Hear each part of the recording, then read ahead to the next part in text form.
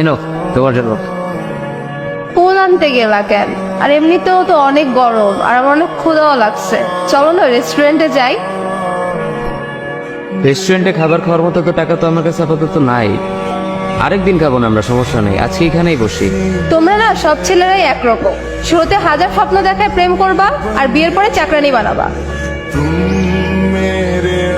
আচ্ছা এতই যখন কমপ্লেন, তুমি তাহলে এখন থেকে অফিসের কাজ করো, টাকা কামাও, আমি তোমার বাসার কাজগুলো করি। এখন তো কত কিছুই বলবা, কই আগে তো বলো না এইসব। তুমিও তো বলছিলা যে আমার সাথে থাকতে পারলেই তুমি খুশি, তখনও তো বলো নাই যে তোমার এই লাগবে সেই লাগবে। তুমি তো বলছিলে তোমার কিছুই লাগবে না। ও লাগবে না বলছি তাই দিবা না?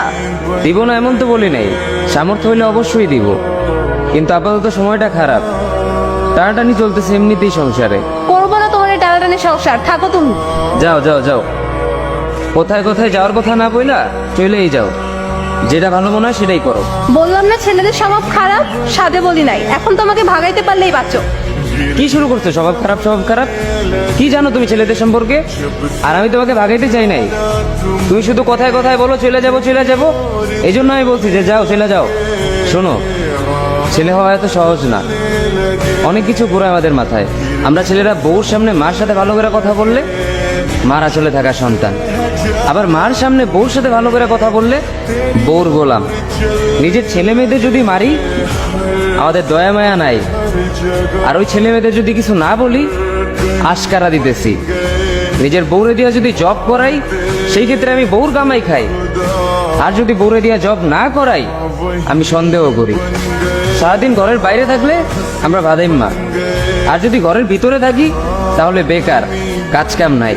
আর এই তোমাদের মেয়েদের গায়ে যদি আমরা ভুলেও টাচ করি না আমরা নির্যাতক, আর যদি তোমরা মেয়েরা আমাদের গায়ে হাত তুলো আমরা কাপুরুষ। আর একটা ছেলে কি বা করে পুরো লাইফে নিজের জন্য? মার ওষুধের থেকে শুরু করে বউ বাচ্চার প্রত্যেকটা শখ পালন করার দায়িত্ব একটা পুরুষের। কিন্তু কি লাভ এত কিছু কইরা? দিন শেষে একটা ভুল করলেই সবাই ভুলা যায় যে কে কি করছে তার জন্য। আমি সবসময় আমার সমস্যার সমাধানই খুঁজছি, কিন্তু আমি কখনো ভাবি নাই আমার সমস্যার সমাধান করতে যাই তুমি কতটা সমস্যায় পড়ছো। আমার ভুল হয়ে গেছে, আমাকে মাফ করে দাও। মাফ চাওয়া লাগবে না, তোমরা মেয়েরা হাজারটা অন্যায় করার পরেও যদি একটা মিষ্টি হাসি দিয়ে কথা বলো না, তাতেই আমরা সব ভুলে যাই। এখন চলো।